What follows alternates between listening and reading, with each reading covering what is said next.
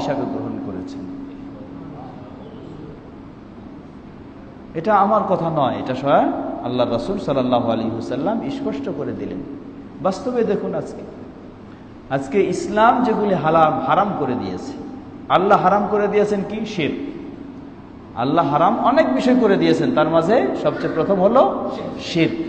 আর আজকে বহু পীর সাহেবরা শিরককে হালাল করে দিয়েছেন। বহু পীর সাহেবরা শিরককে কি করেছেন? হালাল করে দিয়েছেন। তা কিভাবে হালাল? দেখুন, বহুভাবে হালাল। প্রথম দেখুন, একজন মানুষ সে নিজেকে আত্মসমর্পণ করবে কার কাছে? আল্লাহর দ্বীনের কাছে, আল্লাহর কাছে এবং আল্লাহর দ্বীনের মাধ্যমে, কোরআন সুন্নাহর মাধ্যমে। কিন্তু আজকে যত পীর সাহেবরা পাবেন, কোন পীর সাহেব তার মুরিদদের কাছ থেকে কোরআন সুন্নাহর বায়াত নেয় না। পীর সাহেবরা তাদের মুরিদদের কাছে বায়াত নেয় হয় নকশবন্দিয়া তরিকার, অথবা চিস্তিয়া তরিকার, অথবা কাদেরিয়া তরিকার, অথবা সরওয়ার্দিয়া তরিকার। এই তরিকাগুলি কি আল্লাহর কেতাবে রয়েছে? রাসূলের সুন্নায় রয়েছে? না, আল্লাহর কেতাবেও নয়, রাসূলের সুন্নাও নয়। সুতরাং এটি হলো একটি শিরকি বায়াত। যত পীরের মুরিদ হয় আজকে, আর এই তরিকার আলোকে যদি কেউ মুরিদ হয়, এটি হলো শিরকি বায়াত। এই শিরক গ্রহণ করলো, কারণ যেই শিরককে আল্লাহ হারাম করে দিয়েছেন, পীর সাহেব এটাকে তার জন্য হালাল শুধু নয়, জান্নাতে যাওয়ার পথ বানায় দিল। নাউজুবিল্লাহ। শুধু হালাল নয়, জান্নাতে যাওয়ার পথ। এই পথে বায়াত না করলে নাকি জান্নাতে যাওয়া যাবে না। লা হাওলা ওয়ালা কুওয়াতা। এটাই শিরক। এটা আল্লাহকে বাদ দিয়ে, রবকে বাদ দিয়ে সেই পীর সাহেবকে সে রব বানায় নিয়েছে।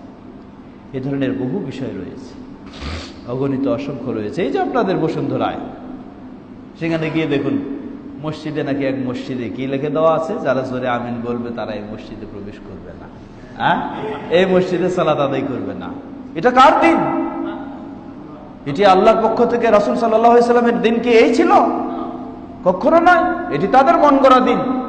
এই মুফতিদের এই ফতোয়া যে গ্রহণ করবে, এটাও হলো আল্লাহকে বাদ দিয়ে রব হিসাবে গ্রহণ করে নেওয়া। আজকে তারা ফরজ করে দিচ্ছেন, এই মুফতিরাই ফরজ করে দিচ্ছেন কি? ফরজ করে দিচ্ছেন আপনাকে যে কোনো একটি মাযহাব মানতেই হবে, ফরজ। আল্লাহ ফরজ করে দিলেন আপনাকে কোরআন এবং সুন্নাহ মানতে হবে, আর তারা ফরজ করে দিলেন আপনাকে কোরআন সুন্নাহ দূরে রাখেন, মাযহাব মানতে হবে। এটাই ফরজ করে দিয়েছেন। তাহলে আল্লাহ ফরজ করলেন একটা, আর তারা সেটাকে বাদ দিয়ে ফরজ করলেন আরেকটা।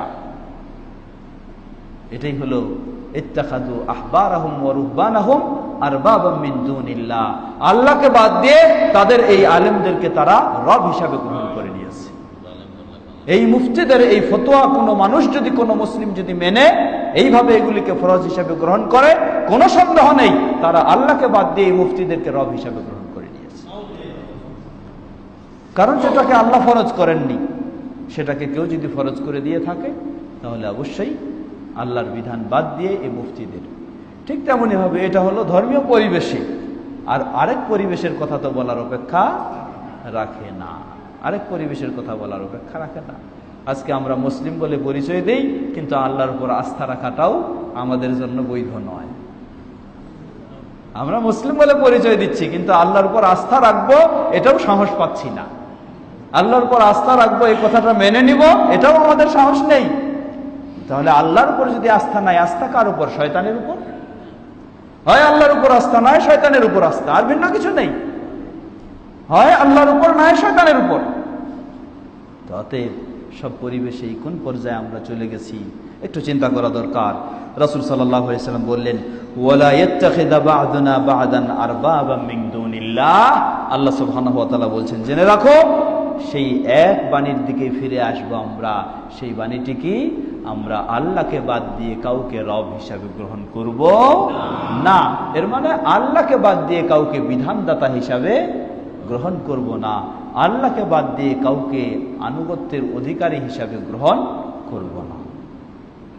ফাইন তাওয়াল্লাউ ফাকুলু আশহাদু বিআন্না মুসলিমুন।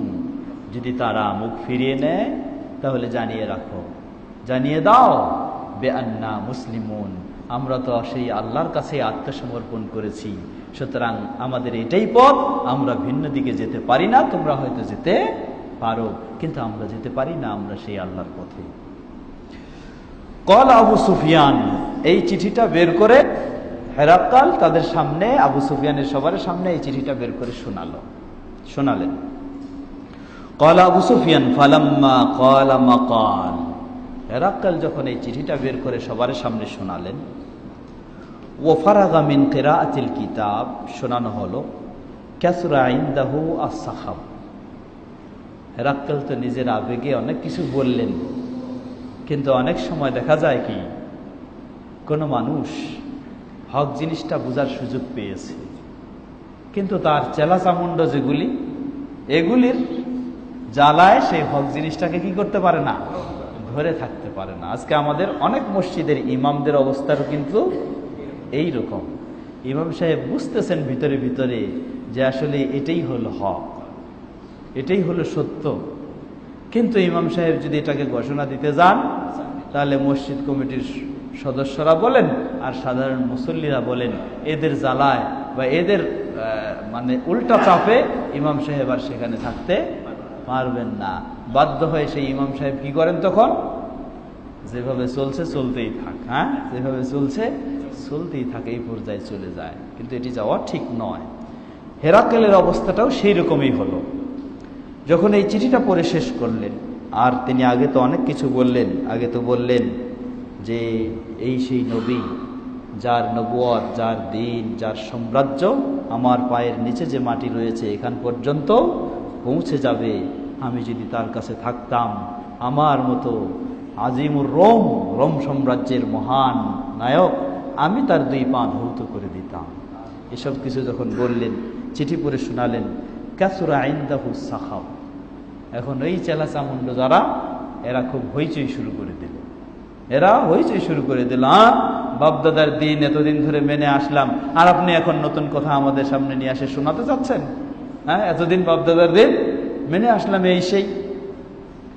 ওয়ারতাফাতিল আসওয়াত, খুব আওয়াজ শুরু হয়ে গেল, খুব গঞ্জাম শুরু হলো। ওয়া উখরিজনা ফাকুলতু লিআসহাবি হিনা উখরিজনা লাকাদ আমিরা আমরু ইবনে আবি কাবশা ইন্নাহু ইয়াখাফুহু মালিকু বানিল আসফার। আবু সুফিয়ান বললেন, যখনই সেখানে খুব হইচই শুরু হয়ে গেল, আমাদেরকে আর সেখানে রাখলো না, আমাদেরকে ওখান থেকে তারা বের করে দিলেন বাইরে। বের হয়ে আমি আমার সাথীদেরকে বললাম, দেখো বিষয়টা তো ঘটে গেছে, ওই সেই যেই মুহাম্মদের জ্বালায় আমরা সেখান থেকে বেগে আসছি, সেই চিঠিও এখানে আসে পৌঁছেছে এবং সেই কাজও এখানে শুরু হয়ে গেছে। ফামা জিলতু মুকিনান আন্নাহু সাইয়াযহার হাত্তা আদখালাল্লাহু আলাইয়া আল ইসলাম।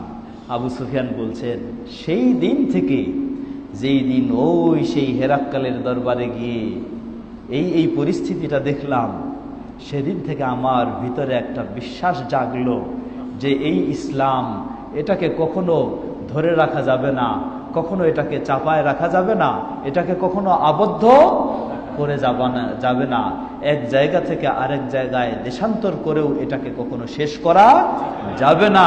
আবু সুফিয়ান বলছেন যে সেদিন থেকে আমার ভিতরে যেন এই চিন্তাটি আসলো। হাত্তা আদখালাল্লাহু আলাইয়া আল ইসলাম, শেষ পর্যায়ে আল্লাহ আমার ভিতরেও ইসলামকে প্রবেশ করালেন, আমিও ইসলামে প্রবেশ করলাম, আমিও একজন মুসলিম হয়ে গেলাম। আল্লাহু আকবার। তো ইসলামের বিষয়টি আসলেই যে খাঁটি মনে, কোনো হিংসা বিদ্বেষ দূর করে দিয়ে খোলা মনে, সরল মনে যে ইসলামের বিষয়টাকে চিন্তা করবে, ইনশাআল্লাহ আল্লাহ সুবহানাহু ওয়া তাআলা তার ভিতরে ইসলাম প্রবেশ করাবেন। আর যে শয়তানের আশ্রয় নিয়ে, বিভিন্ন ছলনার আশ্রয় নিয়ে, বিভিন্ন বিদ্বেষ ভাব নিয়ে ইসলামের বিষয়গুলি চিন্তা করবে বা বলবে বা শুনবে বা পড়বে, তার ভিতরে কখনো ইসলাম প্রবেশ করবে না। এভাবে আবু সুফিয়ান রাদিয়াল্লাহু তাআলা আনহু তিনি ইসলাম গ্রহণ করলেন। তো তার বিষয়গুলি এখানে আরেকটু বর্ণনা এসেছে। হেরাক্ল যখন সেখান থেকে আবার তিনি সেই হেমসে রোমে যখন আবার ফিরে আসলেন তার এলাকায়, ফিরে এসে এটি বলা হয় যে আরেকটি ঘটনা, সেই ফিরে এসে তিনি কি করলেন, নিজের এলাকায় যখন পৌঁছলেন, এটা পরের বছর, রাসূল সাল্লাল্লাহু আলাইহি সাল্লাম তখন তাবুকের যুদ্ধে রয়েছেন। এই তাবুকের যুদ্ধ থেকে সেখান থেকে রাসূল সাল্লাল্লাহু আলাইহি ওয়াসাল্লাম আরো একজন সাহাবীকে দিয়ে আবার হেরাক্লের কাছে দ্বিতীয়বার চিঠি পাঠালেন।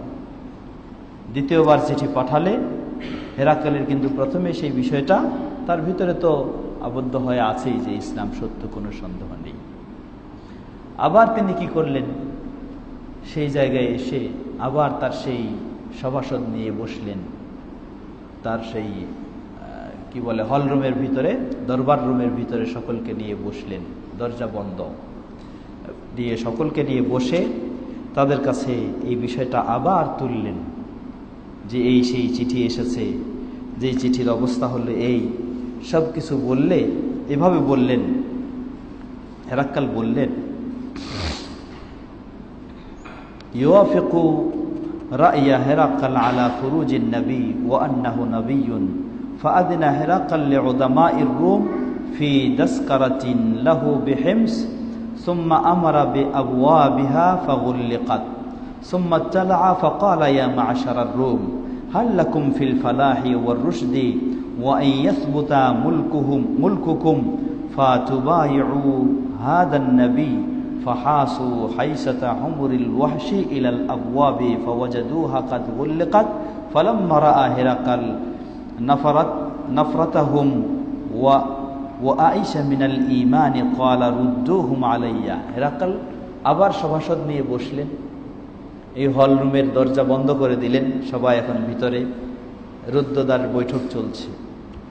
এই বৈঠকে তিনি আবার সেই রাসূল সাল্লাল্লাহু আলাইহি ওয়াসাল্লামের চিঠির বিষয়গুলি তুলে ধরলেন, সব কিছু বললেন। বলার পরে বললেন,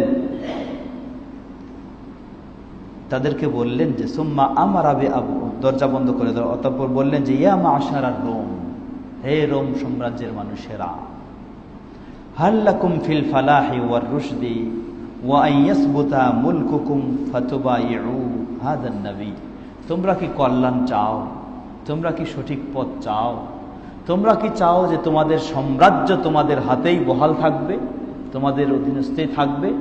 যদি এটা চাও তাহলে ফাতুবাইউ হাদান নবী, তোমরা এই নবীর কাছে আত্মসমর্পণ করো, তার দিনকে তোমরা মেনে নাও। যদি তোমরা চাও যে তোমাদের সাম্রাজ্য তোমাদের হাতেই থাকবে, তাহলে তোমরা এই নবীর দিনকে মেনে নাও, তার দাওয়াতকে গ্রহণ করে নাও, যদি তোমরা কল্যাণ চাও, মুক্তি চাও। এভাবে তাদেরকে বললেন। কিন্তু যখনই এইভাবে বললেন, বলার সাথে সাথে আগুন দ্বিগুণ হয়ে গেল। ফাহাসু হাইসাতা হুমুরিল ওয়াহশি, গাধার মতো বিকট চিৎকার দিয়ে সবাই যেন লাফায় বের হতে শুরু করলো। সবাই যেন একেবারে সেখানে রাগে ফেটে পড়ে বের হয়ে চলে যাচ্ছে। যা, আপনি আমাদের বাপদাদার দিন বাদ দিয়ে নতুন দিনকে গ্রহণ করতে বলছেন, এই সব যেন একেবারে কি মাথা গরম সবার। ফাওয়াজাদুহা কাদ গুল্লিকাত, কিন্তু তারা বের হয়ে যেতে চাচ্ছে রাগে, একেবারে ওখানে থাকবে না, আর ওয়াকআউট করে না, এই ওয়াকআউট করছে তারা, না আর থাকবো না এইখানে আর থাকা যাবে না, সব বের হয়ে যেতে চলে যাচ্ছে। দেখতেছে দরজা বন্ধ, বাইর হওয়ার রাস্তা নাই। হেরাক্কাল কি করলেন, দেখলেন যে আসলেই খবর ভালো না, এরা কেউ ঈমান গ্রহণ করতে চায় না, এরা সবাই বাপদাদার পথেই থাকতে চায়। তখন তাদেরকে বললেন, রুদ্দুহুম আলাইয়া, নিয়ে আসো সবাইকে, আবার বসাও। বসানো হলো। ক্বালা ইন্নী কুলতু মাকালাতি আনিফা আখতাবিরু বিহা শিদ্দাতাকুম আলা দীনিকুম ফাকাদ রাআইতু ফাসাজাদু লাহু ওয়া রাদু আনহু। তারা সবাই আবার হেরাক্কেল বললেন যে তোমরা কেন এভাবে এরকম করতেছো? আমি তো তোমাদেরকে শুধু একটু পরীক্ষা করলাম, তোমরা যেই দিনের পর আছো, আসলে একটু সাউন্ড মনে হয় কমাই দিলে ভালো হয়। তোমরা যে দিনের পর আছো, আসলে কি তোমরা সেই দিনে অটল আছো, না এই দিনকে বাদ দিয়ে অন্য দিনে চলে যাইতে পারো? এইটা আমি শুধু তোমাদেরকে কি করলাম, পরীক্ষা করলাম। তো পরীক্ষা করে আসলে পেলাম যে না, তোমরা নিজেদের দিনকে কখনো ছেড়তে রাজি নয়, তোমরা দিনের পরে অটল আছো, এটাই তোমাদেরকে আমি পেলাম। যখন এইভাবে তাদেরকে বললে আবার তারা সবাই কি হয়ে গেল, ঠান্ডা হয়ে গেল। ফাসাজাদু লাহু ওয়া রাদু আনহু, সবাই আবার তার কাছে নত স্বীকার করলো যে না না, আপনি আমাদের নেতা ঠিকই আছেন, আপনি যা বলেন তাই আমরা মেনেই চলবো, তার প্রতি সবাই সন্তুষ্ট হলো। ফাকানা যালিকা আখিরা শা'নি হেরাকাল, এটাই ছিল হেরাকালের শেষ পরিস্থিতি ও অবস্থা। সম্মানিত সুধীবৃন্দ, অবস্থাগুলি কিন্তু এইরকমই। আজকে আমাদের যখন সমাজের কোনো মানুষ, কোনো আলেম বা কোনো শিক্ষিত মানুষ এই ধরনের সঠিক বিষয়গুলি যখন জানে, বুঝে, সব কিছু বাপদাদার রসম রেওয়াজ বর্জন করে কোরআন সুন্নাহ গ্রহণ করার চেষ্টা করে, আর সমাজে যখন এইভাবে একটু বলার চেষ্টা করে, তখন এইরকমই আগুন দ্বিগুণ হয়ে যায়। তবে আমরা বলবো যে অবশ্যই কি করতে হবে, কিছুটা হিকমতের সাথে চলার চেষ্টা করতে হবে। কারণ সেই রোম সাম্রাজ্যের বাদশাদের বাদশাহ যিনি, তার অবস্থাটা যদি এইরকম হয় যে অন্য ধর্মের কথা বলার কারণে তার পায়ের নিচে আর মাটি নাই, তাহলে আপনি তো অত ক্ষমতার মালিক এখনো হন নাই। সুতরাং আপনাকে কি করতে হবে? আপনাকে অবশ্যই ধৈর্যের সাথে অগ্রসর হতে হবে। হককে আপনি জেনেছেন, সেখান থেকে বের হয়ে আসার কোনো সুযোগ নেই। আপনি যদি জান্নাত পেতে চান, আপনি যদি আল্লাহকে পেতে চান, আপনি যদি সঠিক দিনের উপর থাকতে চান, অবশ্যই আপনাকে সেটার উপর থাকতে সঠিকভাবে আঁকড়ে ধরতে হবে। হয়তো প্রয়োজনে কি করতে হবে, আপনার সেই মানুষের যে দায়িত্ব আপনি পালন করছেন, প্রয়োজনে আপনাকে সেই দায়িত্ব থেকে মুক্ত হয়ে যেতে হবে। আর যদি আপনি এমন পরিবেশে রয়েছেন, আপনি দেখছেন যে আলহামদুলিল্লাহ আপনি খুব ভালোভাবেই আছেন, আপনি যদি একটু কৌশল অবলম্বন করেন, তাহলে হয়তো সকলকে নিয়ে আপনি ভালো পথে আসার সুযোগ পাবেন। তাহলে আপনার উচিত এই ধরনের তাদেরকে ক্ষিপ্ত করে একটা পরিবেশ গরম করে নষ্ট করে নিজেকে বিতাড়িত হতে হবে, এমন পরিবেশ সৃষ্টি করা উচিত নয়। আপনি ধৈর্যের সাথে, হিকমতের সাথে আস্তে আস্তে একটার পর একটা মানুষকে বোঝানোর মাধ্যমে সেখান থেকে বের করে যদি সকলেই আসতে পারেন, তাহলে আলহামদুলিল্লাহ এটাই হলো সবচেয়ে উত্তম। আর যদি সেই পরিবেশের আশা না করা যায়, তাহলে জেনে রাখুন কোনো সন্দেহ নেই, আপনি জান্নাত পেতে চাইলে আপনাকে পার্থিব জীবনের কিছু স্বার্থ ছাড়তে হবে। স্মরণ করুন, আপনার আমার চেয়ে, শুধু আপনার আমার চেয়ে নয়, পৃথিবীর আল্লাহ রাব্বুল আলামিন যত নবী রাসূল প্রেরণ করেছেন, সব নবী রাসূলদের চেয়ে মর্যাদাশীল রাসূল হলেন কে? আমাদের নবী মুহাম্মদ সাল্লাল্লাহু আলাইহি ওয়াসাল্লাম। সঠিক দিনের উপর প্রতিষ্ঠিত হওয়ার কারণে নিজের মক্কাও ত্যাগ করতে হয়েছে, নিজের বাড়িঘরকেও ছেড়ে তাকে অন্য অঞ্চলে যেতে হয়েছে। মুহাম্মদ সাল্লাল্লাহু আলাইহি ওয়াসাল্লামের মতো ব্যক্তি, যিনি আল্লাহর কাছে দোয়া করলেই কবুল হয়ে যায়, যিনি আল্লাহর কাছে সাহায্য চাইলেই সাহায্য পেয়ে যান, তাকেও যদি দিনের স্বার্থে এই সব কিছু ত্যাগ করে আরেক জায়গায় যেতে হয়, তাহলে আমি কে? আমাকে তো অবশ্যই যেতে হবেই, যদি আমি চাই দিন, যদি আমি চাই আল্লাহকে, যদি আমি চাই জান্নাত। এজন্য ইমাম ইবনে তাইমিয়া রাহিমাহুল্লাহ তিনি একটি অত্যন্ত মূল্যবান কথা বলেছেন। তাকে যখন বহুভাবে বহু রকমের ভয় দেখানো হচ্ছে যে আপনি তাওহীদের দাওয়াত দিচ্ছেন, বেদাতের বিরুদ্ধে কথা বলছেন, শিরকের বিরুদ্ধে কথা বলছেন, আপনাকে জেলখানায় আবদ্ধ করে রাখবো, আপনি এই করছেন আপনাকে হত্যা করব, আপনি এই করছেন আপনাকে দেশ থেকে তাড়াই দিব। ইমাম ইবনে তাইমিয়া রাহিমাহুল্লাহ বললেন, তোমরা আমাকে কি দিয়ে ভয় দেখাতে চাচ্ছ? তোমরা আমাকে জেলখানায় রাখতে চাও? যদি আমাকে জেলখানায় রাখো, তাহলে আমি পাপ মনে করব যে আমি অত্যন্ত ব্যস্ততায় সময় কাটাই, একটু নির্জনে আমি থাকার সুযোগ পাবো, সেখানে আল্লাহকে বেশি স্মরণ করব, আল্লাহর কথা বেশি আমি চিন্তা করব, সেটা হলো আমার নির্জন সুন্দর জীবন হবে। তোমরা কি বলতে চাও? আমাকে দেশান্তর করতে চাও? যদি আমাকে দেশ থেকে তাড়ায় দাও, তাহলে আমি মনে করব আল্লাহ দেশ ভ্রমণ করার জন্য নির্দেশ দিয়েছেন, আমার দেশ ভ্রমণ করার একটু সুযোগ হয়ে যাবে। তোমরা কি ভয় দেখাতে চাও? তোমরা আমাকে হত্যা করতে চাও? যদি আমাকে হত্যাও করে ফেলো, জেনে রাখো ইসলামের সবচেয়ে সৌভাগ্যের বিষয় হলো শাহাদাত। অতএব আমার সৌভাগ্য হবে শাহাদাত অর্জন করার, আমার স্থান নির্ধারণ করে নেওয়া সম্ভব হবে সেই জান্নাতে। অতএব আমাকে কোন দিক দিয়ে তোমরা ভয় দেখাতে চাও? যে সত্যিই প্রকৃত যে আল্লাহর সন্তুষ্টি চাইবে, যে আল্লাহর দিন চাইবে, যে আল্লাহর শান্তি চাইবে, যে জান্নাত চাইবে, তাকে দুনিয়ার এই সামান্য পদ বা সামান্য চাকরি বাকরি বা সামান্য স্বার্থ এটার মধ্যে তাকে আটকায় আবদ্ধ করে রাখা কখনো সম্ভব নয়, বরং তার জন্য যেখানেই সহজ হবে সেটাই হলো তার জন্য আসল বিষয়। অতএব আমাদের প্রতিটি মুসলিমের যে পর্যায়ে রয়েছি সেখানে অবশ্যই হক থেকে কখনো দূরে সরার কোনো সুযোগ নেই। তবে অবশ্যই কি করতে হবে? ধৈর্যের সাথে, হিকমতের সাথে আমাদেরকে অগ্রসর হতে হবে। আর যদি কোথাও শেষ পর্যায়ে আমার অবস্থানকেও পরিবর্তন করতে হয়, তাহলে সেই ইমাম ইবনে তাইমিয়া রাহিমাহুল্লাহ, আমাদের অনুসরণীয় একক ব্যক্তি নবী মুহাম্মদ সাল্লাল্লাহু আলাইহি ওয়াসাল্লাম, যিনি মক্কা ত্যাগ করে মদিনায় চলে গেলেন, সব কিছু ছেড়ে গেলেন, সেটা যদি আমারও জীবনে হয়ে যায় তাহলে এটা একটা সৌভাগ্যের বিষয়। এটা একটা সৌভাগ্যের বিষয় যে রাসূল সাল্লাল্লাহু আলাইহি ওয়াসাল্লামের মতো আমাকে কি করতে হয়েছে? দেশ ছেড়তে হয়েছে, এলাকা ছেড়তে হয়েছে। কিন্তু কখনো হক ছেড়া যাবে না, কখনো দিন ছেড়া যাবে না, কখনো সত্য যেটা সেটাকে কখনো ছেড়া যাবে না। যে পর্যায়ে হোক আমাদেরকে মেনে চলতে হবে। আল্লাহ সুবহানাহু ওয়া তাআলা আমাদের সকলকে সে তৌফিক দান করুন। এই দীর্ঘ হাদিস আমাদেরকে শিক্ষা অনেক বিষয় শিক্ষণীয় রয়েছে। তার মাঝে সবচেয়ে গুরুত্বপূর্ণ কথা হলো এইটুকু যে ইসলাম, কোনো সন্দেহ নেই, পৃথিবীর বুকে ইসলামই হলো একটি মাত্র দিন, একটি মাত্র ধর্ম, যেটি হচ্ছে নির্ভেজাল, যেটা হচ্ছে সঠিক, এবং এটাই হচ্ছে পৃথিবীর আল্লাহর সুবহানাহু ওয়া তাআলার কাছে গ্রহণযোগ্য, পৃথিবীর মানব জাতির জন্য আল্লাহর পক্ষ থেকে মনোনীত দিন, সেটাই হচ্ছে ইসলাম। আর এই ইসলাম কোনো রসম রেওয়াজ অনুযায়ী নয়, বাপদাদার নিয়ম নীতি অনুযায়ী নয়। এই ইসলাম হলো আল্লাহ সুবহানাহু তাআলার কিতাব এবং তার রাসূল সাল্লাল্লাহু আলাইহি ওয়াসাল্লামের সহিহ সুন্নাহর আলোকেই হচ্ছে ইসলাম। সুতরাং এই ইসলাম, এই হাদিস থেকে আমাদের আরও শিক্ষণীয় বিষয় হচ্ছে ইসলামকে যে কোনোভাবেই হোক আবদ্ধ করে রাখা সম্ভব নয়, ইসলামকে বিতাড়িত করা সম্ভব নয়।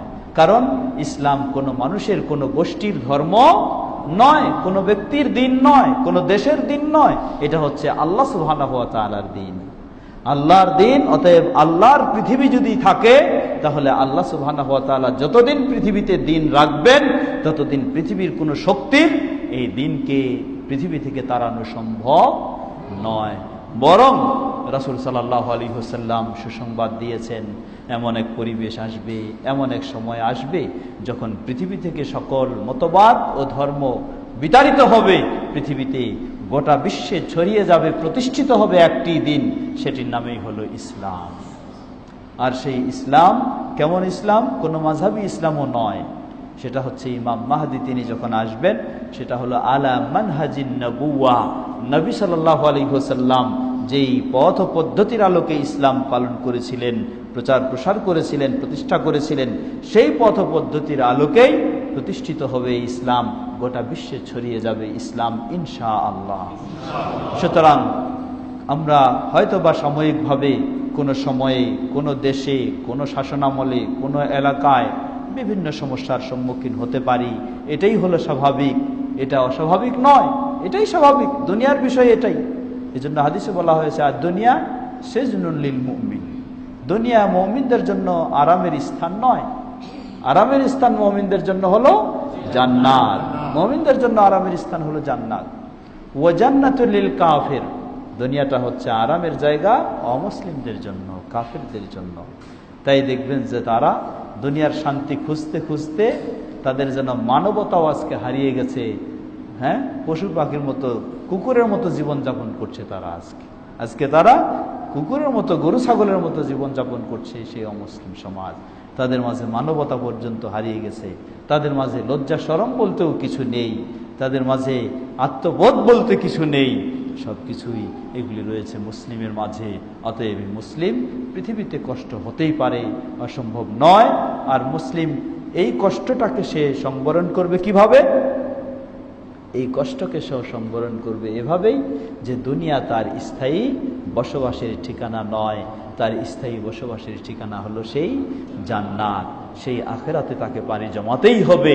দুনিয়াতে সে যে পর্যায়ে, যে অবস্থায় থাকুক না কেন, মুসলিম যখন এটা চিন্তা করবে যে দুদিন হলেও এই দুনিয়া থেকে আমাকে যেতেই হবে ওই পারে, সেই পারেই যেন আমার কি থাকে, শান্তি থাকে, সেই পথেও সে এখানে গ্রহণ করবে, তখন মুসলিমের জন্য, মুসলিম ব্যক্তির জন্য এই পার্থিব জীবনের কষ্ট কি হবে? এটি তার জন্য খুবই সহজ হবে।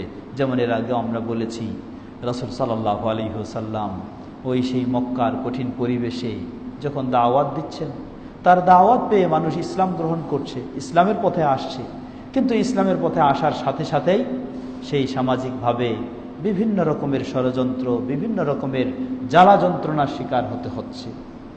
সেই পরিবার, ইয়াসিরের পরিবার, ইয়াসির রাদিয়াল্লাহু আনহু, তার স্ত্রী সুমাইয়া রাদিয়াল্লাহু আনহা, তার ছেলে আম্মার রাদিয়াল্লাহু আনহু, তাদের তিনজনকে যখন কঠিনভাবে সেই উত্তপ্ত মরুভূমির বালুতে সেই কঠিন পরিবেশে শাস্তি দিচ্ছে, রাসূল সাল্লাল্লাহু আলাইহি ওয়াসাল্লাম পাশ দিয়ে যাচ্ছেন ঠিকই, কিন্তু করার কিছু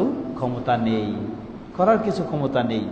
শুধু তাদেরকে এই সান্ত্বনা বাণী শোনালেন, বললেন, ইয়া আল ইয়াসির ফাইন্না মাউইদাকুম আল জান্নাহ, হে ইয়াসিরের পরিবার, জেনে রাখো এই দুনিয়াতে হয়তো বা কষ্ট হচ্ছে, কিন্তু তোমাদেরকে আমি সুসংবাদ জানাচ্ছি, তোমাদের জন্য অপেক্ষা করছে আল্লাহর সেই জান্নাত। সুতরাং মুমিন এর সান্ত্বনা হলো এটাই, মুমিনের এই মুক্তির উপায় হলো এটাই যে দুনিয়ার জীবন আমার একটু কষ্ট হতেই পারে, অসম্ভব নয়, কিন্তু এই কষ্টকে অতিক্রম করে যখন আমি দ্বীনের উপর প্রতিষ্ঠিত থাকতে পারবো, আমার জন্য অপেক্ষা করছে সেই জান্নাত। আমরা যেন সেই ধৈর্য ধারণ করেই সাধ্যমতো ইসলামের উপর প্রতিষ্ঠিত থাকতে পারি। আল্লাহ আমাদের সকলকে সে তৌফিক দান করুন। কথা আর দীর্ঘ করছি না, আমরা কিছু সময় আমরা প্রশ্ন উত্তর পর্বের জন্য যাব। এতক্ষণ যাবত আমরা যে কথাগুলি শুনলাম, এই বিশাল দীর্ঘ হাদিস, এই হাদিসের আলোকে আমরা শিক্ষা গ্রহণ করে যেন আমাদের ঈমান ও ইসলামকে আরো সুন্দর করে নিতে পারি, আল্লাহ আমাদের সকলকে সে তৌফিক দান করুন। ঠিক অনুরূপভাবে ইসলাম শুধু আমার নিজের জন্য নয়, আমার নিজের পরিবারের জন্য নয়, আমার নিজের এলাকার জন্য নয়, ইসলাম হলো সমগ্র বিশ্বের জন্য। অতএব ইসলামের দাওয়া রাসূল সাল্লাল্লাহু আলাইহি ওয়াসাল্লাম যেমন ছড়িয়ে দিয়েছেন, আমাদেরকেও ঠিক সেভাবে ছড়িয়ে দেওয়ার চেষ্টা করতে হবে সাধ্য সামর্থ্য অনুযায়ী। আমরাও যেন সে পথে অগ্রসর হতে পারি। আল্লাহ সুবহানাহু ওয়া তাআলা আমাদের সকলকে সে তৌফিক দান করুন। আমরা যেন কোরআন ও সহিহ সুন্নাহর আলোকে ইসলামকে ভালোভাবে জেনে ইসলামের উপর অটল থাকতে পারি। আল্লাহ আমাদের সকলকে সে তৌফিক দান করুন। আমাদের মাঝে উপস্থিত অনুপস্থিত সকল অসুস্থ ব্যক্তিদেরকে পরিপূর্ণ সুস্থতা দান করুন, বিপদগ্রস্ত ব্যক্তিদেরকে বিপদ থেকে মুক্তি দান করুন, এবং তাদের দুনিয়ার পার্থিব জীবন, ইসলামী জীবন, ইমানি জীবনকে সহজ করে দিন। আর যারা বিদায় নিয়ে চলে গেছেন, সে মুসলিমদের ভুল ত্রুটি ক্ষমা করে তাদেরকে জান্নাতুল ফেরদাউস নসিব করুন। আমরা যারা জীবিত রয়েছি, গোটা জীবন যেন আমরা ইমানের উপর প্রতিষ্ঠিত থাকতে পারি, এবং বিদায় যেন আমাদের ইমানের সাথে হয়, সেটি আমাদের জন্য কবুল করে নিন। আমাদের সন্তানদেরকেও যেন মুসলিম হিসাবে গড়ে তুলতে পারি। আল্লাহ আমাদের সকলকে সে তৌফিক দান করুন। এ পর্যায়ে আমরা একটু প্রশ্ন উত্তর পর্বে যাব। লিখিত প্রশ্ন থাকলে সেটাকে আগে প্রাধান্য। হ্যাঁ, বলেন আপনার প্রশ্ন বলেন, আপনি বসে বলেন।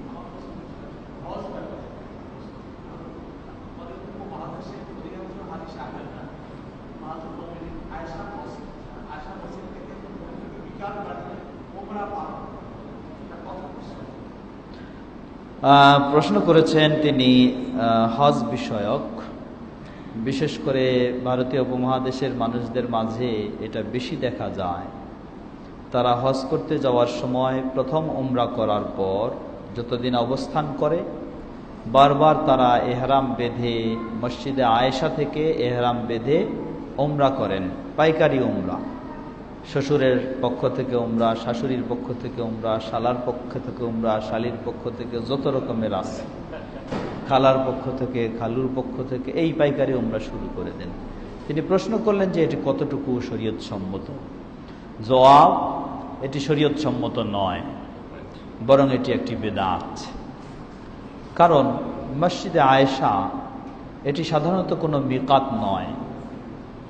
মসজিদে আয়েশা যে জায়গায়, এই জায়গাটির নাম হলো তানঈম। এই তানঈম হারাম সীমানার শেষ প্রান্তে রয়েছে। নিয়ম হলো মক্কার মানুষ যদি উমরা করতে চায়, তাহলে তাকে হারাম সীমানার বাইরে গিয়ে এহরাম বেঁধে এসে মক্কায় কাবায় উমরা করতে হয়। এটা হলো নিয়ম।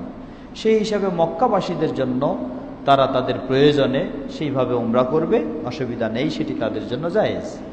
কিন্তু যারা হজ করতে গিয়ে বা কখনো উমরা করতে গিয়ে এ ধরনের পাইকারি উমরা করে থাকেন, এটি সওয়াবের আশা তো পরের কথা, তাকে অবশ্যই নিশ্চিতভাবে গুনাহের আশা করতে হবে, কারণ এটি বেদআ এবং সুন্নাহ পরিপন্থী। এই জায়গাটি কেন পরিচিতি লাভ করেছে আজকে, বা মসজিদে আয়েশা কেন ওখানে হয়েছে, এর একটি ইতিহাস রয়েছে, যেটি সহিহ বুখারীর হাদিসে এসেছে। রাসূল সাল্লাল্লাহু আলাইহি ওয়াসাল্লাম যখন বিদায় হজ করলেন, এই বিদায় হজ্জের সময় রাসূল সাল্লাল্লাহু আলাইহি ওয়াসাল্লামের সাথে 1,25,000 বা 45,000 সাহাবী নারী পুরুষ রাসূল সাল্লাল্লাহু আলাইহি ওয়াসাল্লামের সাথে বিদায় হজ্জে অংশগ্রহণ করেছিলেন। এই বিদায় হজ্জের সময় সাথে ছিলেন উম্মুল মুমিনিনগণ, আয়েশা রাদিয়াল্লাহু আনহাও ছিলেন। হজ যখন শেষ হয়ে গেল, এখন বাড়ির দিকে ফিরবেন, দেখছেন যে উম্মুল মুমিনিন আয়েশা রাদিয়াল্লাহু আনহা কাঁদছেন। রাসূল সাল্লাল্লাহু আলাইহি ওয়াসাল্লাম জিজ্ঞাসা করলেন, কি ব্যাপার, কেন কাঁদছো তুমি? আয়েশা রাদিয়াল্লাহু আনহা বললেন যে, হে আল্লাহর রাসূল সাল্লাল্লাহু আলাইহি ওয়াসাল্লাম, আমরা সবাই একসাথে এসেছি, কিন্তু সবাই দুটি কাজ করে বাড়ি ফিরতেছে, আর আমি একটি কাজ করে ফিরতেছি। মানে সবাই উমরাও করেছে এবং হজও করেছে, আর আমার উমরা করার সুযোগ হয়নি, আমি শুধু হজ করেছি। কেন সুযোগ হয়নি? যখন মক্কায় পৌঁছেন সেই সময় তিনি অপবিত্র হয়ে যান, তার মাসিক শুরু হয়ে গেছে, এই জন্য অপবিত্র হওয়ার কারণে তখন আর তাওয়াফ করা চলেনি, তাই তিনি উমরা করতে পারেননি। এই জন্য তিনি দুঃখ করছেন, কাঁদছেন। রাসূল সাল্লাল্লাহু আলাইহি ওয়াসাল্লাম যখন তাকে সান্ত্বনা দেওয়ার জন্য পাঠালেন, সেই তানঈম জায়গায় পাঠালেন, সেখান থেকে, ওইটা হলো কাছে, হারাম সীমানার, সেটা হলো কাছে, সেখানে পাঠালেন, যাও সেখান থেকে ইহরাম বেঁধে এসে তুমি একটা উমরা করে নাও, যেহেতু তোমার উমরা হয়নি, যেহেতু তুমি কি করতে পারোনি, উমরা এই সফর করতে পারোনি, এই জন্য যাও তুমি সেখান থেকে এসে উমরা করে নাও। পাঠালেন কার সাথে? পাঠালেন তার ভাই আব্দুর রহমান বিন আবি বকর রাদিয়াল্লাহু তাআলা আনহুর কাছে। সাহাবী আব্দুর রহমান রাদিয়াল্লাহু আনহু আয়েশা রাদিয়াল্লাহু আনহাকে নিয়ে গেলেন। আয়েশা রাদিয়াল্লাহু আনহা সেখান থেকে ইহরাম বেঁধে এসে উমরা করলেন, কিন্তু সাহাবী ইহরামও বাঁধলেন না, উমরাও করলেন না। তাহলে বিষয়টি একটু চিন্তা করার, যে আপনি সুযোগ পেলেই শুধু খালি পাইকারি কাজ করবেন, বিষয়টি এমন নয়। রাসূল সাল্লাল্লাহু আলাইহি ওয়াসাল্লাম ও সাহাবায়ে কেরামগণ এই ধরনের করেননি। অতএব আয়েশা রাদিয়াল্লাহু আনহার মতো যদি কারো সমস্যা হয়, আর এই সমস্যাটা হতে পারে কার? মেয়ে মানুষদের, যে হজ করতে গেছে কিন্তু উমরা করতে পারেনি, তাহলে তার জন্য বৈধ রয়েছে আয়েশা রাদিয়াল্লাহু আনহা যেভাবে উমরা করেছেন সেইভাবে একটি উমরা করবেন, এর বেশি নয়। তাই রাসূল সাল্লাল্লাহু আলাইহি ওয়াসাল্লাম ও সাহাবাদের থেকে এক সফরে একাধিক উমরার প্রমাণ পাওয়া যায় না। তাই এই ধরনের পাইকারি উমরা করা, এটি অবশ্যই রাসূল সাল্লাল্লাহু আলাইহি ওয়াসাল্লাম ও সাহাবায়ে কেরামদের সুন্নাহর পরিপন্থী। তাই এটি করা উচিত নয়, এটি থেকে বিরত থাকতে হবে এবং মানুষদেরকেও বিরত রাখার চেষ্টা করতে হবে। আল্লাহু আকবার। সালাম রাহমাতুল্লাহ।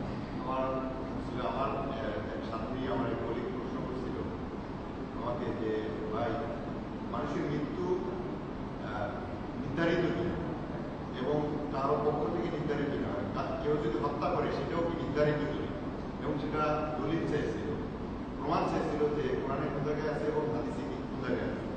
আর আরেকটা ছোট্ট প্রশ্ন ছিল, আল্লাহ কোরআনের ভিতরে বিভিন্ন জায়গায় বলেছে কাফের।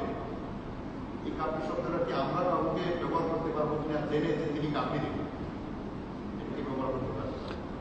আমাদের ভাই দুই প্রশ্ন করেছেন। প্রথম প্রশ্ন হলো, মানুষের আয়ু, মৃত্যু যে হয়ে থাকে সেটি কি নির্দিষ্ট আয়ুর আলোকেই মৃত্যু হয়ে থাকে, না কখনো দুর্ঘটনা ঘটলে সে আয়ু থাকা সত্ত্বেও আগেই তার মৃত্যু হয়ে গেছে?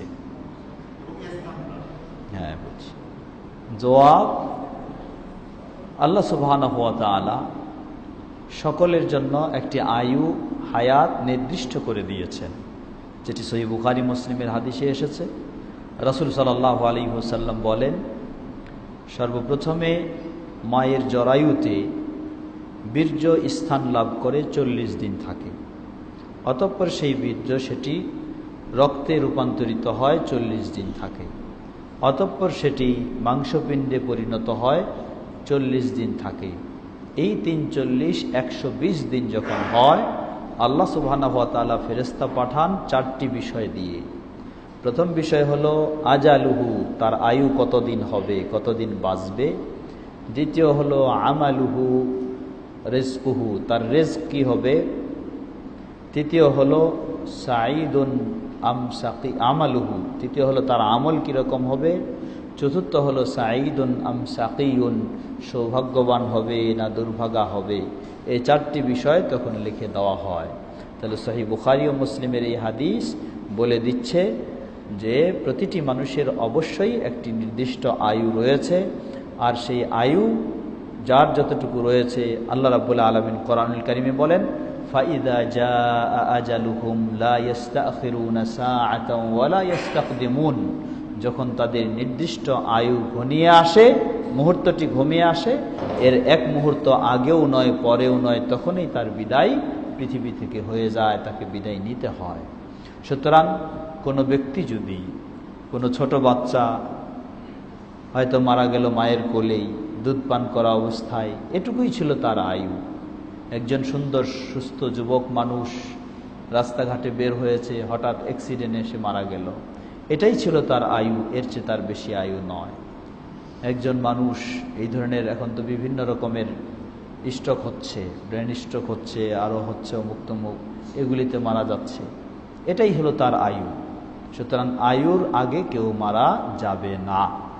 অনেক সময় বলে কি যে এই লোকটা অসুস্থ হয়ে গেল, তার ভালো চিকিৎসার যদি ব্যবস্থা হতো তাহলে মনে হয় মারা যেত না। এটি ভুল কথা, এটি কোরআন সুন্নাহর পরিপন্থী কথা। হয়তো ভালো চিকিৎসা না হওয়ার কারণে সেই ব্যক্তি হয়তো কষ্ট পেয়েছে, কিন্তু সে হায়াত থাকা সত্ত্বেও কখনো মারা যায়নি। অতএব হায়াত যখনই শেষ হয়ে যাবে তখনই তার মৃত্যু ঘটবে। স্থান, আল্লাহ সুবহানাহু ওয়া তাআলা স্থানের ক্ষেত্রেও বলেন, ওমা তাদরি নাফসুম বিআইয়ি আরদিন তামুত, কোনো আত্মা জানে না সে কোন জায়গায় মৃত্যুবরণ করবে। অতএব জায়গায় মৃত্যুবরণ সেটিও আল্লাহর পক্ষ, সেটিও নির্দিষ্ট করা রয়েছে, এবং আয়ু সেটিও নির্দিষ্ট করা রয়েছে। সেই নির্দিষ্ট আয়ুতে এবং নির্দিষ্ট জায়গায় মৃত্যু ঘটে থাকে। দ্বিতীয় প্রশ্ন আপনি বললেন যে কাউকে কাফের বলা যাবে কি না। জবাব, ইসলাম অস্বীকারী যারা, তারা হচ্ছে কাফের। কাফেরের ব্যাপারে কোনো সন্দেহ করার সুযোগ নেই। কাফেরকে কাফের না মনে করাটাও হলো কুফরি, কাফেরকে কাফের না মনে করাটাও হলো কুফরি। তবে একজন কাফেরকে আপনি কাফের বলে সম্বোধন করবেন কি না, জবাব না। একজন কাফেরকে এমনি বলতে পারেন যে কাফেররা এই কাজ করে, কাফেরদের এই স্বভাব, কাফেরদের এই চরিত্র, এটা বলতে পারেন। কিন্তু একজন অমুসলিমকে দেখলে আপনি ওই কাফের, শোনো এদিকে আসো, এইভাবে ইসলাম অনুমতি দেয়নি, এইভাবে বলা যাবে না। এটা হলো অমুসলিমের ক্ষেত্রে তাকে কাফেরই মনে করতে হবে, না মনে করাটা হলো কুফরি। কোন মুসলিমকে কাফের বলা যাবে কি না, সহিহ মুসলিমের হাদিসে স্পষ্টভাবে এসেছে, রাসূল সাল্লাল্লাহু আলাইহি ওয়াসাল্লাম বলেন, কোন মুসলিম ব্যক্তি যদি আরেক মুসলিমকে বলে হে কাফের বা তুমি কাফের, আর সেই ব্যক্তি যদি প্রকৃতপক্ষে কাফের হওয়ার উপযুক্ত না হয়, ইয়ারজিআ আলাইহি, তাহলে তার সেই গালি, সেই অপবাদটা তার দিকেই ফিরে যায়। সুতরাং কোনো মুসলিমকে এই ধরনের সামান্য কিছু ক্ষোভে, রাগে বা ইত্যাদিতেই শুধু কাফের বলে সম্বোধন করাও উচিত নয়। তবে কোনো মুসলিম জন্মগত সূত্রে মুসলিম বা ইসলামেও ছিল মুসলিম, এখন সেই ইসলামের কোনো বিষয়কে প্রকাশ্যে অস্বীকৃতি জ্ঞাপন করছে, বা যেমন আমাদের নামিধামি মুসলিমরা আল্লাহ ব্যাপারে, আল্লাহর রাসূল সাল্লাল্লাহু আলাইহি ওয়াসাল্লামের ব্যাপারে, হজের ব্যাপারে আমাদের এই নব্য নাস্তিকেরা আর যত কিছু এই ধরনের নাস্তিকতার প্রকাশ করছে, এই নাস্তিকদের ক্ষেত্রে আপনি আবার চুপ করে থাকতে পারবেন না, তাকে নাস্তিকই মনে করতে হবে, তাকে কাফেরই মনে করতে হবে। আল্লাহু তাআলা আ'লাম।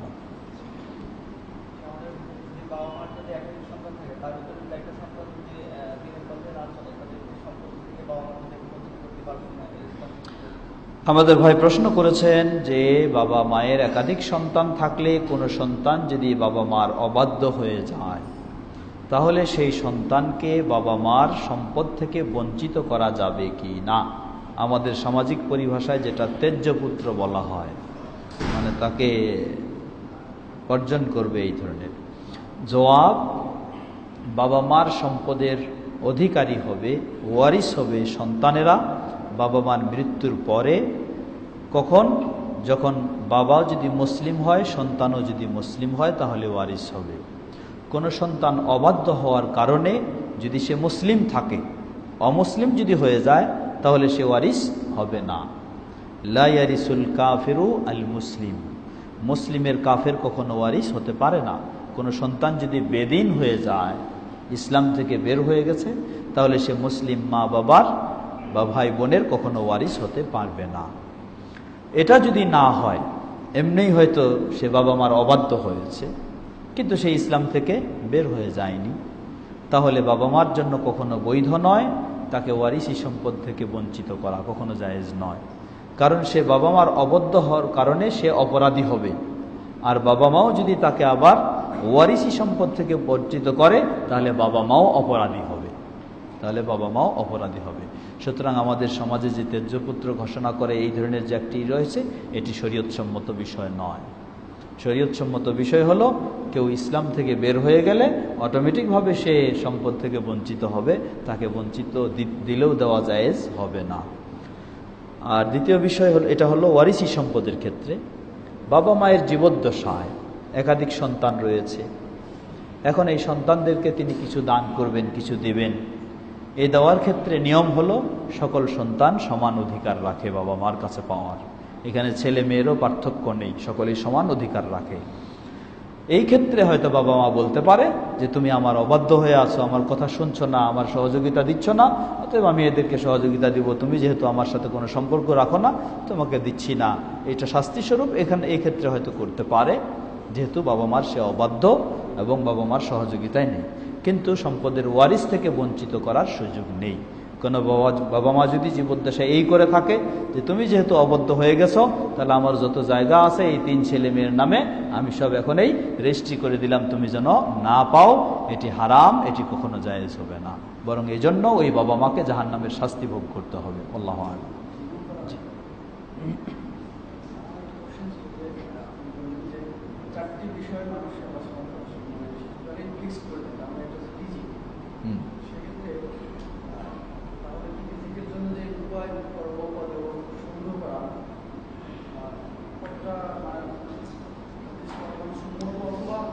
বুঝেছি।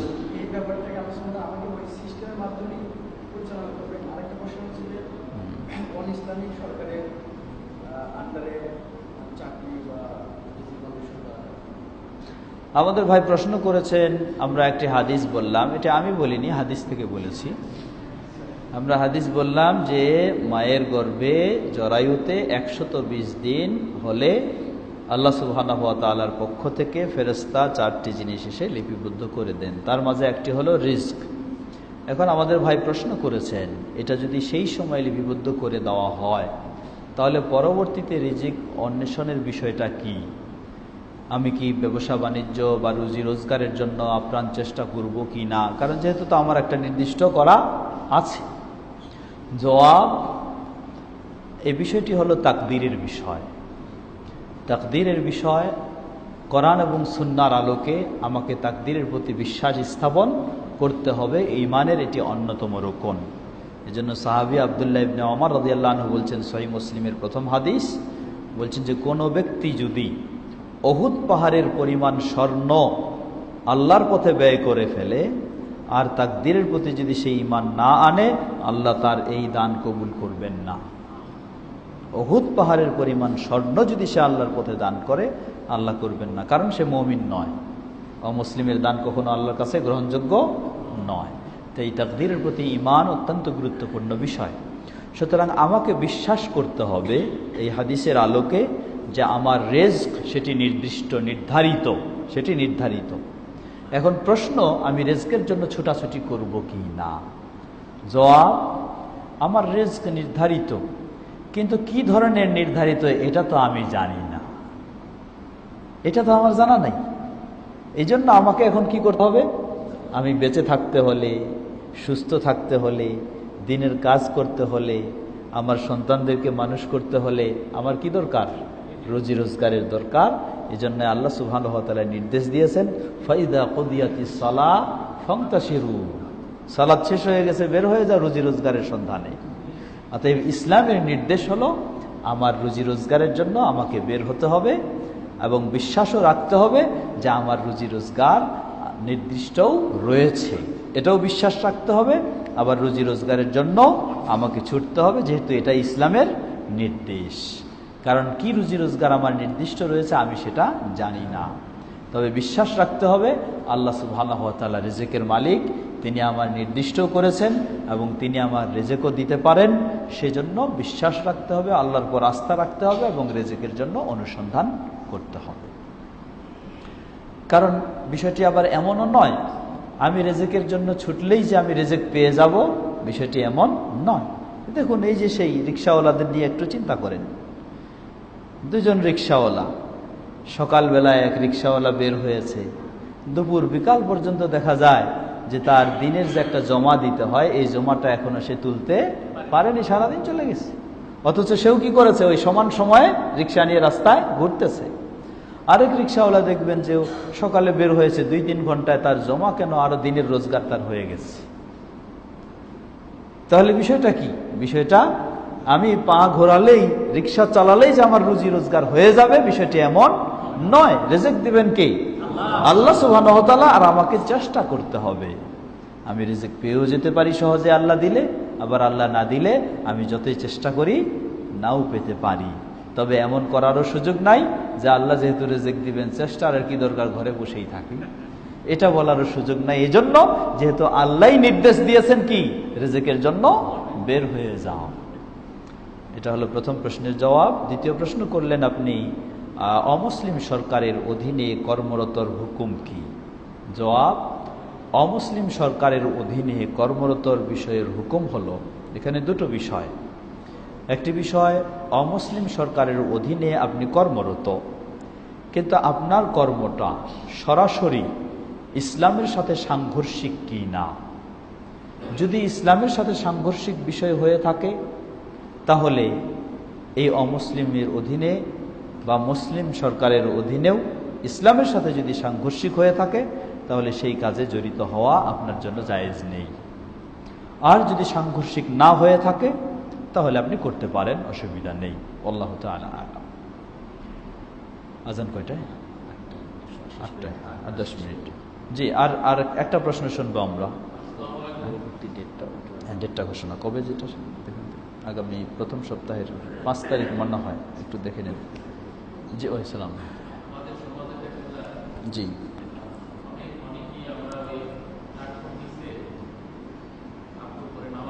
জি আমাদের ভাই প্রশ্ন করেছেন যে আমাদের সমাজে দেখা যায় যে অনেকেই টাকনুর নিচে কাপড় পরিধান করে সালাত আদায় করে। আসলে আমাদের সমাজে একটি ভুল চর্চা রয়েছে, এই চর্চাটি ঠিক নয়। তা হলো মসজিদে আসলেই ইমাম সাহেবরা খুব গুরুত্ব দেন টাকনুর উপরে কাপড় উঠানোর জন্য, আর মসজিদ থেকে বের হয়ে গেলে আর ইমাম সাহেবদের কোনো গুরুত্ব নাই। এটি হওয়া উচিত নয়। কারণ সালাতের মাঝে থাকলে টাকনুর নিচে কাপড় হারাম, আর সালাত থেকে বাইর হয়ে গেলে টাকনুর নিচে কাপড় হালাল হয়ে যাবে, বিষয়টি এমন নয়। ইসলামে পুরুষদের জন্য টাকনুর নিচে কাপড় ব্যবহার করা সম্পূর্ণভাবে হারাম করে দেওয়া হয়েছে। এটি সম্পূর্ণভাবে হারাম, শুধু হারাম নয়, রাসূল সাল্লাল্লাহু আলাইহি ওয়াসাল্লাম তার জন্য 4টি শাস্তি বর্ণনা করেছেন। লা ইউকাল্লিমুহুল্লাহ, যেই পুরুষ টাকনুর নিচে কাপড় পরিধান করে, সেটি তার প্যান্ট হোক, পায়জামা হোক, লুঙ্গি হোক বা আরো যেই হোক না কেন, লা ইউকাল্লিমুহুল্লাহ, আল্লাহ সুবহানাহু ওয়া তাআলা তার সাথে কথা বলবেন না। দ্বিতীয়, লা ইউযাক্কিহিল্লাহ, আল্লাহ সুবহানাহু ওয়া তাআলা তাকে পবিত্র করবেন না। তৃতীয়, লা ইয়ানজুরু ইলাইহিল্লাহ, আল্লাহ সুবহানাহু ওয়া তাআলা তার দিকে দৃষ্টি দিবেন না। চতুর্থ, ওয়ালাহু আযাবুন আযীম, তার জন্য জাহান্নামের কঠিন আযাব প্রস্তুত করে রেখেছেন আল্লাহ সুবহানাহু ওয়া তাআলা। সুতরাং টাকনুর নিচে কাপড় পরিধান করা এটি জঘন্যতম একটি হারাম কাজ, ইসলাম কঠিনভাবে নিষেধ করেছে। আমরা এই ক্ষেত্রে খুবই দুর্বল। অতএব কোনো মুসলিমের জন্য, মুসলিম পুরুষের জন্য, নারীর জন্য নয়, মুসলিম পুরুষের জন্য টাকনুর নিচে পোশাক পরিধান করা সম্পূর্ণভাবে হারাম।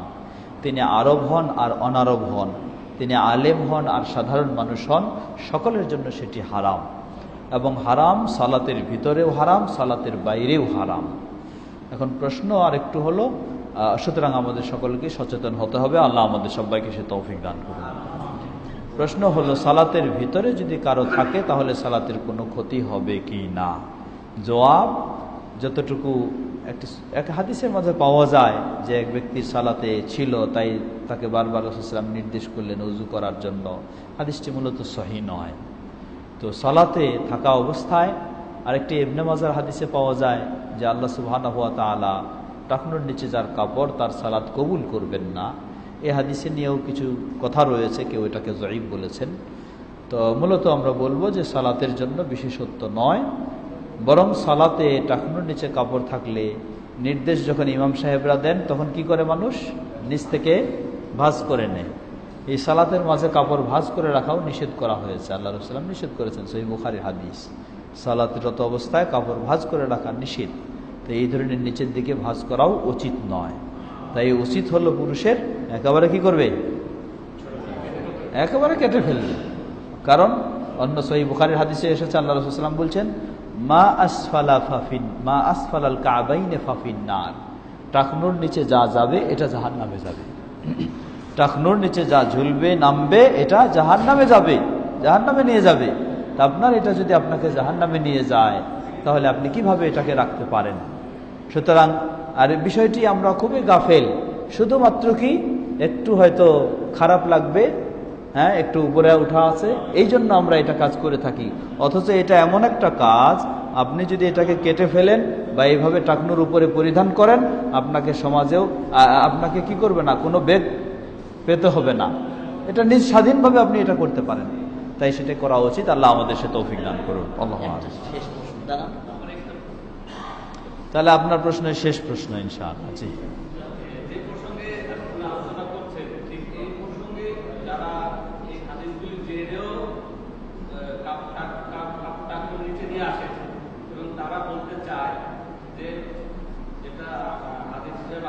বলেন। সেইটা হচ্ছে যে অহংকার বশত যদি আমি করি তাহলে আমার কোনো শাস্তি, কিন্তু এইভাবে যারা বোঝাতে চায় তাদের এই ব্যাখ্যাটা অনুকূলে বা বুঝেছি, আপনার কথা বুঝেছি। কিছু ব্যক্তি এই ধরনের পড়েন এবং তারা দাবি করতে চান যে হাদিসে যে শাস্তিগুলির কথা বলা হয়েছে সেটা হচ্ছে মান আসবালা ইজারাহু খোয়ালা, যে তার কাপড়টাকে ঝুলাই দিবে অহংকার বশত। অতএব হাদিসে এই অহংকার বা গর্ব এই শব্দটা সংযুক্ত রয়েছে, তার জন্য শাস্তি। অতএব আমি যদি অহংকার ছাড়াই কাপড় নামাই তাহলে আমার জন্য শাস্তি নয়, এটা তারা বলতে চান। আমি সর্বশেষে যে হাদিসটি বললাম সেই হাদিসে কোনো অহংকার শব্দ আল্লাহ রাসূল সাল্লাল্লাহু আলাইহি ওয়াসাল্লাম বলেননি। আল্লাহ রাসূল সাল্লাল্লাহু আলাইহি ওয়াসাল্লাম বলেন, সেটি সহিহ বুখারীর হাদিস, মা আসফালা মিনাল কা'বি ফাফিন নার, টাকনুর নিচে যা থাকবে সেটা জাহান্নামে। এখানে কোনো অহংকার শব্দ আল্লাহ রাসূল সাল্লাল্লাহু আলাইহি ওয়াসাল্লাম যোগ করেননি। তাই এই হাদিস বলে দিচ্ছে যে অহংকার ছাড়াও যদি কেউ স্বেচ্ছায় জেনে বুঝে এরকম করে থাকে তাহলে সেটাও জাহান্নামী হবে এবং জাহান্নামের শাস্তি হবে। তৃতীয় বিষয় বলবো আপনাকে যে আসলেই যারা বলে যে আমি অহংকার ছাড়াই করছি, আমি বলবো এটা মিথ্যা কথা, তার অহংকার রয়েছে। কেন? তাকে যদি আপনি বলেন যে ভাই আপনি যদি টাকনুর উপরে পড়েন তাহলে অসুবিধা কোথায় আপনার, তাহলে আপনার অসুবিধা কোথায়? তিনি বলবেন যে হয়তো যে ভাই একটু খারাপ লাগে। বলবে কি খারাপ লাগে? খারাপ লাগে মানে কি? এটাই হলো অহংকারের বিষয়। খারাপ লাগে মানেই হলে এটাই তার অহংকার আছে। অতএব যে বলবে যে আমি অহংকার ছাড়া করছি, মিথ্যা কথা এটা, অবশ্যই তার অহংকার আছে। তো অহংকার ছাড়াও যদি হয় তবু তার শাস্তি সহিহ বুখারীর হাদিসে স্পষ্ট উল্লেখ রয়েছে। অতএব সর্বাবস্থায় এটি হারাম। আল্লাহ আমাদেরকে এক্ষেত্রে সচেতন সতর্ক হওয়ার তৌফিক দান করুন। পর্দার আড়ালে হয়তো মা বোনেরা আছেন, মা বোনেরা আছেন, ওনাদের বিষয়টি অনেকগুলি বিষয় হয়তো আমরা ভাইদের কথা বলেছি, মা বোনদের কথাও বলবো। পুরুষদের টাকনুর নিচে যাওয়া যেমন হারাম, ঠিক তেমনইভাবে মেয়েদের টাকনুর উপরে পড়া হারাম। পুরুষদের টাকনুর নিচে যাওয়া যেমন হারাম, আমাদের তো কালচারের অভাব নাই, এক এক সময় এক একটা ডিজাইন, এক একটা ফ্যাশন শুরু হয়। এখন আমাদের মেয়েদের পোশাক শুরু হচ্ছে, দেখবেন যে পুরুষদের প্যান্টটা নিচে নামতে নামতে সেটাকে ভাঁজ করে রাখে, আর মেয়েদের পায়জামাটা উপরে উঠতে শুরু করেছে। তো উপরে উঠতে শুরু করেছে। সুতরাং পর্দার আড়ালে যে বোনেরা রয়েছেন আপনারা নিজেরা এবং আপনাদের অধীনস্থ যারা রয়েছে, কারো মা, কারো বোন, কারো মেয়ে, কারো ইত্যাদি আত্মীয়, বন্ধু বান্ধবী, আপনারা নিজেরাও বিষয়টিকে খেয়াল করবেন এবং অন্য কেউ করবেন।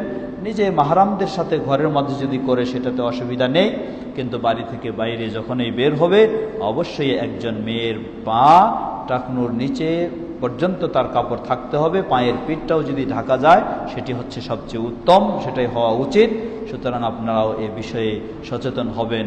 পুরুষদের যেমন টাকনুর নিচে যাওয়ার কারণে তার জাহান্নামের শাস্তি, মেয়েদের টাকনুর উপরে চলে আসার কারণেও তার জাহান্নামের শাস্তি, কারণ এটি পর্দার খেলাফ। আল্লাহ রাব্বুল আলামিন আমাদের পুরুষ ও নারী সকলকেই ইসলামের যে বেশভূষণ সেটি যেন সঠিকভাবে আমরা মেনে চলতে পারি। আল্লাহ আমাদের সকলকে সে তৌফিক দান করুন। এতক্ষণ যাবৎ আপনাদের এই সুন্দরভাবে ধৈর্য সহকারে আলোচনা শোনার জন্য সবাইকে জাযায়ে আল্লাহ রাব্বুল জানাচ্ছি। আল্লাহ রাব্বুল আলামিন সবাইকে জাযায়ে খায়ের দান করুন এবং আমরা যেন আরও ভবিষ্যতে সুন্দরভাবে আমাদের এই প্রোগ্রাম বহাল রাখতে পারি। আল্লাহ আমাদের সকলকে সে তৌফিক দান করুন। আমাদের মসজিদ কর্তৃপক্ষ, বিশেষ করে আমাদের ইমাম সাহেব, হাফিজ সাহেব, জাযাহুল্লাহ খায়ের এবং আরও বেশ কয়েক ভাই আছেন যারা এই সুন্দর আয়োজন করছেন, চেষ্টা করছেন। আল্লাহ রাব্বুল আলামিন তাদেরকেও জাযায়ে খায়ের দান করুন। আবার আমাদের jumarkhutbah.com ভাইয়েরাও এটাকে আরও সর্বত্র ছড়িয়ে দেওয়ার জন্য ব্যবস্থা নিয়েছেন। আল্লাহ রাব্বুল আলামিন তাদেরকেও জাযায়ে খায়ের দান করুন। আপনারা যারা সার্বিকভাবে উপস্থিত হয়েও সহযোগিতা দিয়েছেন, আল্লাহ সবাইকে জাযায়ে খায়ের দান করুন। আর আশপাশে প্রতিবেশী যারা পরিচিত রয়েছে তাদের সকলকেও এই সংবাদটি জানাবেন, তারাও আসবে, তারাও উপকৃত হবে। আমাদের এই প্রোগ্রাম আপনারা হয়তো জানেন যে প্রতি মাসের প্রথম বুধবার, প্রথম সপ্তাহের বুধবার এবং তৃতীয় বুধবার, প্রতি ইংরেজি মাসের প্রথম বুধবার এবং তৃতীয় বুধবার, সম্ভবত আগামী নভেম্বর মাসের প্রথম বুধবার হবে 5 তারিখ। আগামী নভেম্বর মাসের 5 তারিখ বাদ মাগরিব থেকে এশা ইনশাআল্লাহ আমাদের এই দর্স থাকবে, আল্লাহ যদি সুস্থ রাখে ইনশাআল্লাহ। এখানে শেষ করছি। ওয়া আখির দাওয়ানা আলহামদুলিল্লাহি রাব্বিল আলামিন ওয়া সাল্লাল্লাহু তাআলা আলা নবিয়িনা মুহাম্মদ ওয়া আলা আলিহি ওয়া সাহবিহি আজমাইন। সুবহানাকাল্লাহুম্মা ওয়া বিহামদিকা আশহাদু আল্লা ইলাহা ইল্লা আনতা আস্তাগফিরুকা।